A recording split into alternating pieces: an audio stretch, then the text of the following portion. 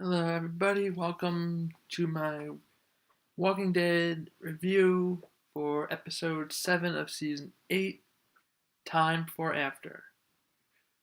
As predicted, that was referring to something Jadis says about wanting to sculpt Rick. So, for those of you who are unsure of what that meant, basically meant have the water bite him and then sculpt him the way Downwalker is. That is obviously what they do with those who they capture.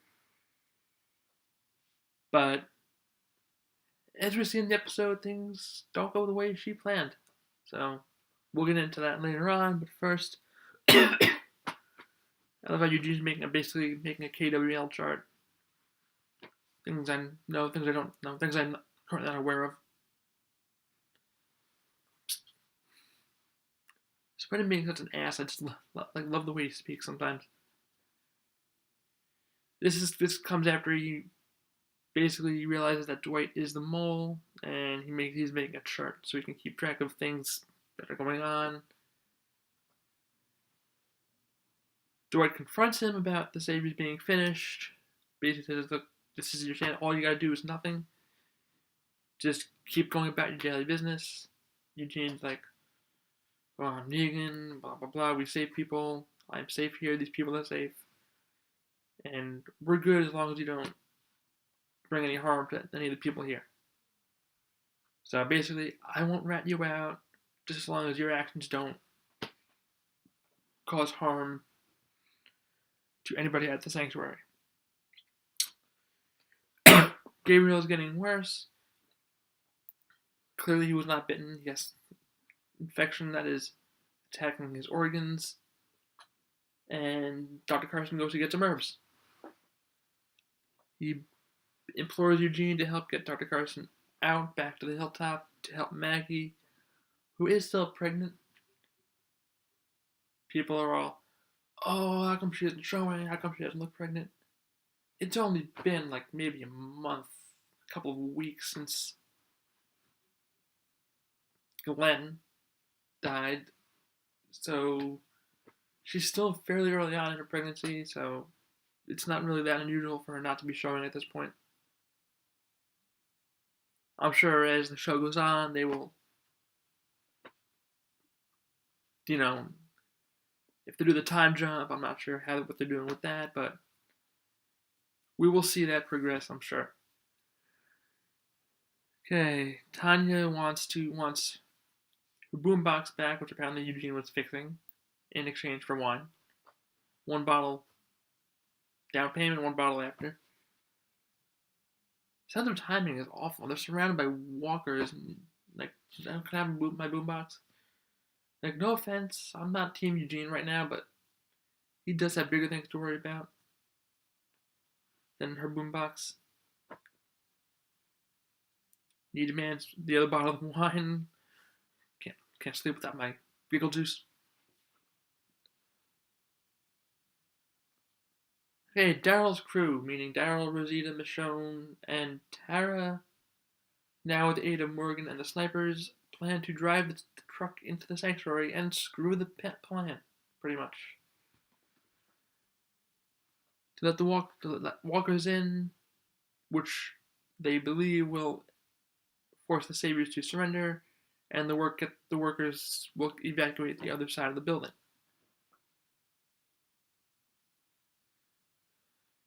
Okay, Rosita wants out. Morgan offers her a car. Michonne also opts out, saying that the Daryl, I hope this goes well, but I can't be a part of this. Kind of implore like we should probably be sticking with the plan. Now, could they have done more to convince Daryl and Tara? Yes, but they're both dead set on just revenge and doing their own thing, and they really don't care about the plan at this point. So they're doing their thing. Morgan's kind of here, I guess, so he doesn't have to be around everybody else, but he can still be a part of the war, so he's doing his thing. After Negan is referring to Eugene as smart and useful, Eugene goes to kiss his hand. Negan was offering a handshake because he sees that as a sign of respect. So he obviously values and respects Eugene, and he is not BSing him. Now Eugene is still being tasked with solving the Walker problem. So he goes where he finds Sasha's coffin, finds her iPod, and works up a glider, puts the iPod on it, and is going to play music loud enough to hover over the walkers and draw them away. Which probably would have worked. Had Dwight not shot it and had Daryl not driven the truck into the sanctuary, that might have worked.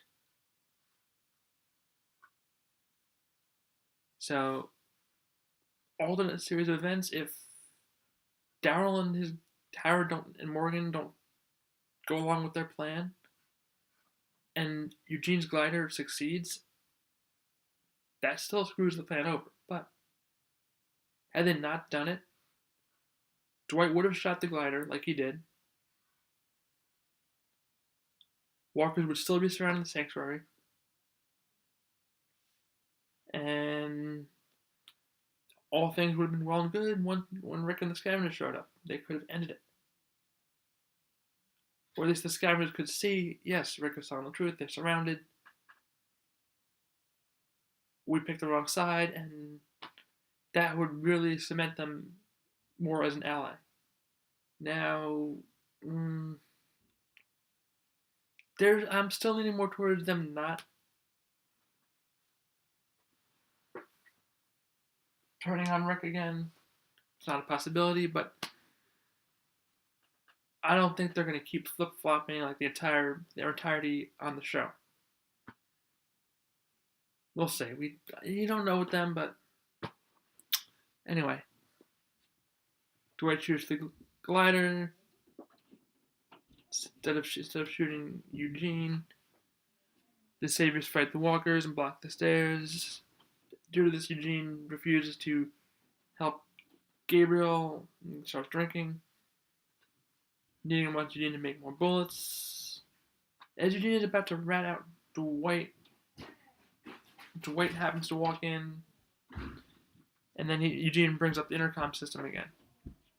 So, thank goodness somebody walked in, because I don't think Eugene would have ratted him out in front of anybody. Rick takes down Winslow 2.0 and tackles Jadis, holding her head up to it. Sculpting. They renegotiate for a fourth of everything from the Saviors, and Rick takes Jadis to the sanctuary, only to find the walker's gone and Sniper's dead. Or one, anyway. One's dead, hanging, being eaten by walkers. Where's Morgan? Did Morgan get away? Where are Daryl and Tara? I'm assuming they get away because they're shown in the promo fighting. Where do they get back to Alexandria? Saviors escape thanks to Daryl and Tara. Walker Kill of the Week. I'm going with Winslow 2.0, even though it wasn't really put down as far as we know. We can assume they stabbed the head from underneath, but who knows at this point? Okay, top 5 moments. I'm going to go with 5, Eugene kissing Negan's hand. 4, Eugene about to write out Dwight. 3, Rick and Jadis renegotiating. 2, Winslow 2.0. And 1, the whole glider, Dwight shooting it, and then the truck crashing into, which ruined the entire plan, by the way. Thank you, Daryl. Okay, this was a really good episode. I liked a lot of the background because they would have only had a day. I think somebody said it wasn't Regina. It was the one with the thing on her neck. Eugene goes up to her and he's like, "We got a day." So they were running out of time. Had Daryl and them just waited, things would have worked out the way they were supposed to, but he screwed the plan, and if people die on Rick's side in the finale, which I believe somebody will, I'm blaming Daryl. I'm blaming Daryl, Tara, not so much Michonne and Rosita. They couldn't have convinced Daryl and Tara to stop what they're doing, regardless of the situation. So they're fine. Morgan really didn't do much. He was just there providing cover fire. He was just kind of there, but I'm gonna give this one 10 out of 10, and I think that's it for this one. Jade is taking pictures of Rick. Stuff for the sanctuary. Daryl and Tara, Rosita, Michonne, and Morgan. And yeah, that's it. Alright, I'm gonna give this one a 10 out of 10, and I cannot wait for the mid-season finale. It's going to be awesome, and I will have my predictions video coming up. Take care, everyone. Peace.